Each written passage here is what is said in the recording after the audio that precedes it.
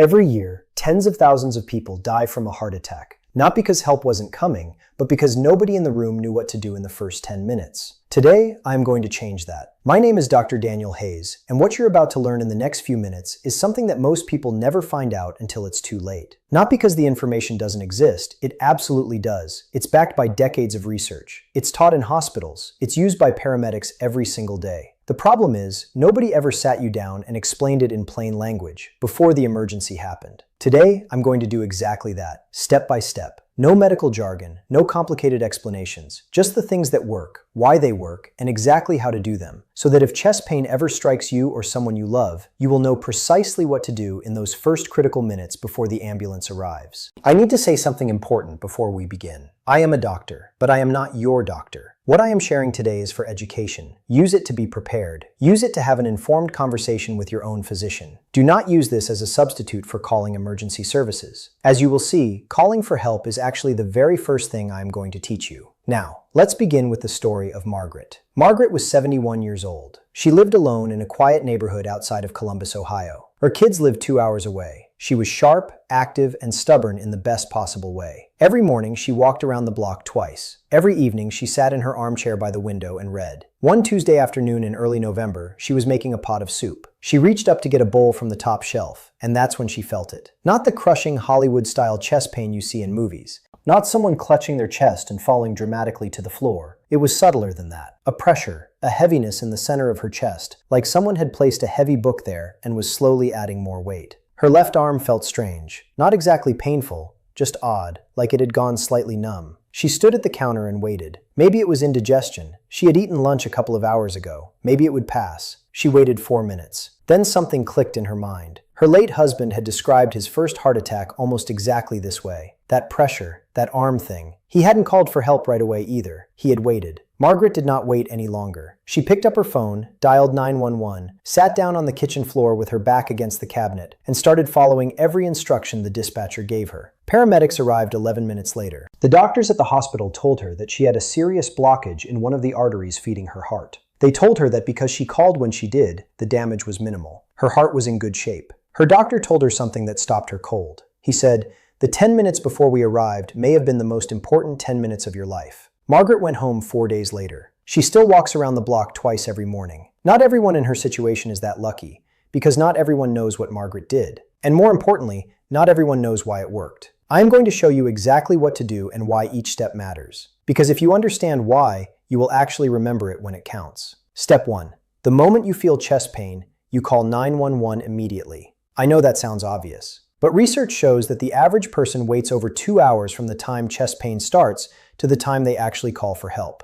2 hours. That is the gap between life and serious permanent damage. Here is what you need to understand in the simplest terms possible. Your heart is a muscle. Like any muscle, it needs a steady supply of blood carrying oxygen to stay alive. When an artery feeding the heart gets blocked, that blood supply gets cut off, and your heart muscle starts to die, minute by minute. Every minute that passes after that blockage starts is another minute of damage. The paramedics and the hospital team have medicines and procedures that can reopen that artery, but they can only use them after they reach you. Every minute you wait before calling is a minute nobody can ever give back. So the rule is this: the moment you feel chest pain that is unusual, that does not have an obvious cause like a cough you just had or a muscle you pulled, you call 911 right now. Not in 5 minutes, not after you see if it gets better, not after you call your daughter. You call 911 first. When the dispatcher picks up, stay calm, speak clearly, give your address first, then describe what you're feeling. Stay on the line. They will guide you through everything else. That person on the phone is trained to help you. Let them. Now, while you wait for help to arrive,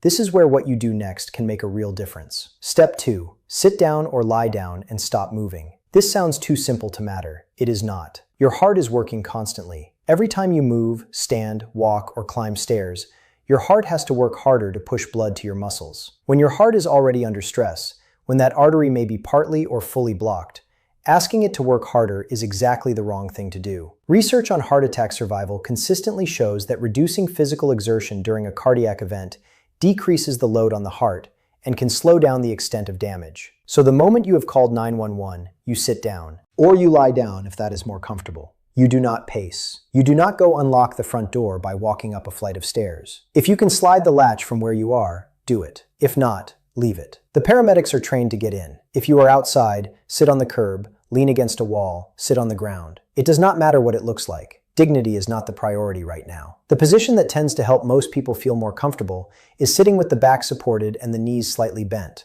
like sitting in a reclining chair. This position takes pressure off the chest and helps the heart work a little less hard. If you feel like you might faint, lie flat on your back. If you feel sick to your stomach or like you might vomit, which some people do during a heart event, turn on your side while staying low to the ground. And breathe. Slow, steady breaths. In through the nose, out through the mouth. Your body's alarm system is going to want to panic. Panic drives up your heart rate, floods your body with adrenaline, and forces your heart to work even harder. Everything in your body is going to pull you toward panic. You go the other direction. Slow breath. Stay low. Stay still. Step 3. The aspirin question. This is the step that confuses people the most, so I am going to be very clear. A Harvard research study published in the Journal of the American Heart Association found that if people in the United States took a regular aspirin within 4 hours of experiencing severe chest pain, more than 13,000 heart attack deaths could be prevented every single year. 13,000 people, every year, from a single aspirin that costs less than a penny. Here is why aspirin matters. When an artery feeding the heart gets blocked, part of what makes that blockage grow larger is a clumping process. Tiny blood cells start sticking together at the site of the blockage and piling up, making it worse. Aspirin works against that clumping process. It essentially slows the pileup from getting bigger while help is on the way. Now here is the very important part. Before you take aspirin, there are things you need to know. First, you only take aspirin if you are not allergic to it, if you have not been told by your own doctor not to take it, and if you are not bleeding from anywhere. Second, the aspirin used in this context is a regular strength aspirin, typically 325 milligrams. Not a coated aspirin, not ibuprofen, not Tylenol, regular aspirin. The coating on some aspirin slows down how fast it gets absorbed. In this situation, speed matters. If you have regular uncoated aspirin, chew it, do not swallow it whole. Chewing gets it into your bloodstream faster. Third, and I cannot stress this enough, you do not delay calling 911 to find an aspirin. You call first. Then while you are sitting on the floor waiting, you or someone nearby looks for the aspirin. The call comes first, always. Fourth, if you are on a blood thinner prescribed by your doctor, do not add aspirin on your own. Call 911, tell the dispatcher what blood thinner you are on, and let them advise you. If you are unsure about any of this, skip the aspirin. Calling 911 and staying still is already doing the most important things. The aspirin is an additional step only when it is safe for you. Step 4. Loosen everything that restricts breathing. This step takes 30 seconds and it matters. Unbutton the top 2 or 3 buttons of your shirt. If you are wearing a tie, loosen it completely. If you are wearing a belt that feels tight across your abdomen, loosen that too. If you are in a bra that feels restrictive around the chest, loosen it if you can. Why? When your chest is under pressure, real physical pressure from tight clothing, every breath you take is harder. Your lungs cannot expand fully. You are already under stress. Every additional barrier to breathing makes that worse. This is one of those things that seems almost too simple, but paramedics do this themselves the moment they arrive on scene. They are removing anything that restricts breathing within the first 30 seconds of assessment. You can do this yourself while you wait. Step 5. If the person becomes unconscious, hands-only CPR. This is for when you are with someone else who is experiencing a cardiac event, and they lose consciousness. If someone near you collapses, is not responding when you call their name, and is not breathing normally, you do 2 things at the same time if there are 2 of you, or in order if you are alone. 1. You call 911, or you yell for someone nearby to call 911. 2. You start chest compressions immediately. Here is how. Kneel down beside the person. Place the heel of one hand in the center of their chest, directly in the middle, between the nipples. Place your other hand on top and lock your fingers together. Keep your arms straight. Use your whole upper body weight, not just your arms, and push down hard, about 2 inches deep.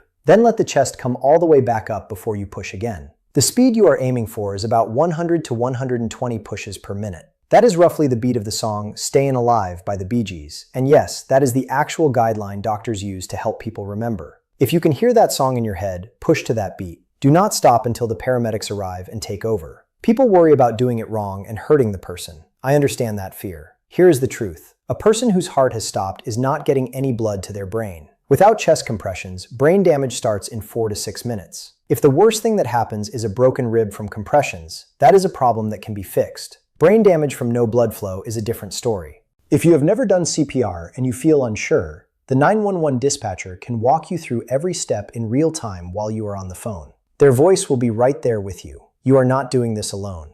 One more note here. If there is an AED, an automated external defibrillator nearby, use it. These are the yellow or green boxes you see on the walls of airports, shopping centers, gyms, and community centers. You do not need training to use one.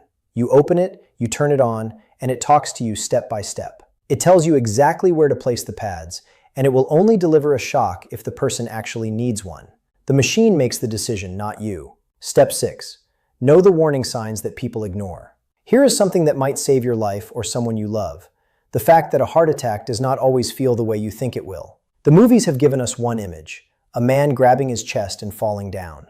That is one version. But there are many others, especially in people over 60 and especially in women. The pressure in the chest that Margaret felt is the most common sign. It does not always feel like sharp pain. It often feels like something heavy sitting on the chest, like a tightening, like someone is squeezing your ribcage from the outside. That feeling can spread to the left arm, that familiar numbness or heaviness, but also to the right arm, to both arms, to the jaw, the neck, or the upper back between the shoulder blades. Some people feel short of breath without any chest pain at all. Some people break into a cold sweat, a clammy, sudden sweat, even if the room is cool. Some people feel a wave of nausea, or feel dizzy, or feel a sudden, overwhelming sense that something is very wrong, even if they cannot put their finger on what. That feeling, that something is wrong, is worth acting on. You are not being dramatic, you are being smart. The people who wait are the ones who try to convince themselves it's probably nothing, that it will pass, that they don't want to bother anyone, that they'll see how they feel in an hour. Here is what the research tells us. The longer you wait, the more of your heart muscle is at risk. The first hour after symptoms start is called the golden hour, because what happens in that hour has more impact on long-term heart health than almost anything else that follows. Margaret's voice is the one I want you to hear right now. She said, "I almost talked myself out of calling. Almost. Almost." Step 7. Prepare before the emergency happens. This might be the most underused piece of advice in cardiac medicine. The reason Margaret survived the way she did was not just because she acted fast. It was because she had thought about this before it happened. Her husband's experience had been her unintentional preparation. She had a template in her mind. She knew what to look for. She knew what to do. Most people have never thought about it at all. So here is what you do today. Not the day chest pain hits, but today. Go to your medicine cabinet right now and find out if you have regular aspirin. Not coated aspirin, not ibuprofen, not pain relief liquid gels. Regular, uncoated aspirin. Keep it accessible, not buried in the back of a cabinet. On the shelf, easy to reach, easy to grab with one hand. Write down your full address, street, city, state, and tape it near your phone or put it as a note in your phone. When people are scared and in pain, they forget their own address. It happens constantly. Have it written. If you live alone, tell one person in your life, a neighbor, a friend, a family member, that you want them to be your emergency contact. Give them a key, not to intrude on your life, but so that if you call them during an emergency, they can be there in minutes. If you have a pre-existing heart condition, talk to your doctor at your next appointment about what specific steps you should follow if you have chest pain. Ask specifically whether aspirin is appropriate for you. Ask whether nitroglycerin has been prescribed, and if so, when and how to use it. Ask what your personal action plan should be. Write down the answers, keep them somewhere accessible, and talk to your family. Not as a morbid conversation, as a practical one. Tell the people who live with you or spend time with you what to do if this ever happens. Show them where the aspirin is. Show them how to do hands-only CPR or watch a short video together. Tell them that calling 911 first is always the right move. Information that lives only in your head cannot help your family at the moment. Share it. Step 8. What to tell the paramedics when they arrive. The ambulance arrives.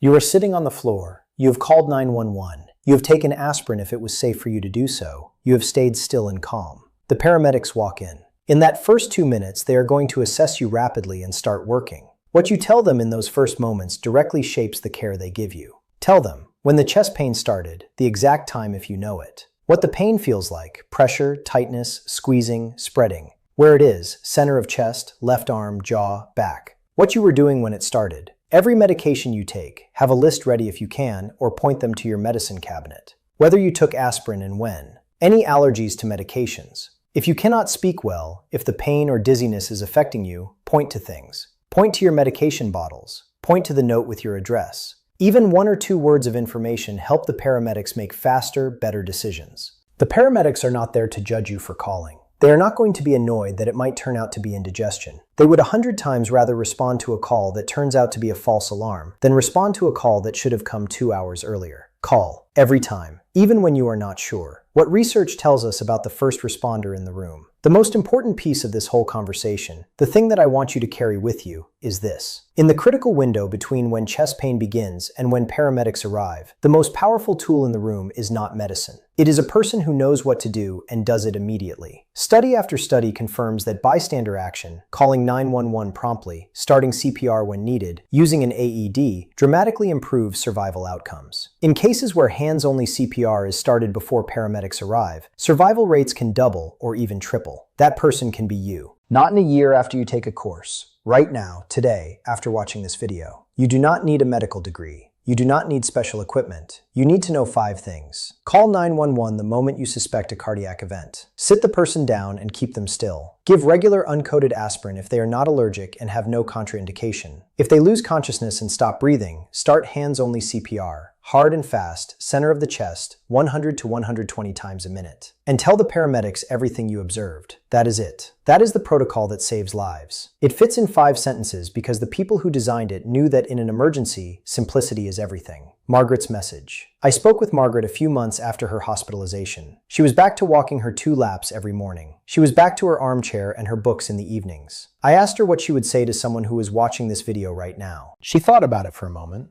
and then she said this. I almost convinced myself it wasn't serious enough to bother anyone. I'm 71 years old. I've been telling myself not to make a fuss for 50 years. That instinct almost killed me. Call. That's it. Just call. She also said something that I think about often. She said, I wish someone had told me this 20 years ago. I wish my husband had known this. That is why I am telling you today. The 5 things to do right now, before you close this video. I want to leave you with 5 things to do today, not someday. Today. 1. Go check your medicine cabinet. Do you have regular uncoated aspirin? If not, pick some up this week. 2. Write your full address on a piece of paper and tape it near your phone or add it as a note in your contacts. 3. Look up the nearest location of an AED in your neighborhood.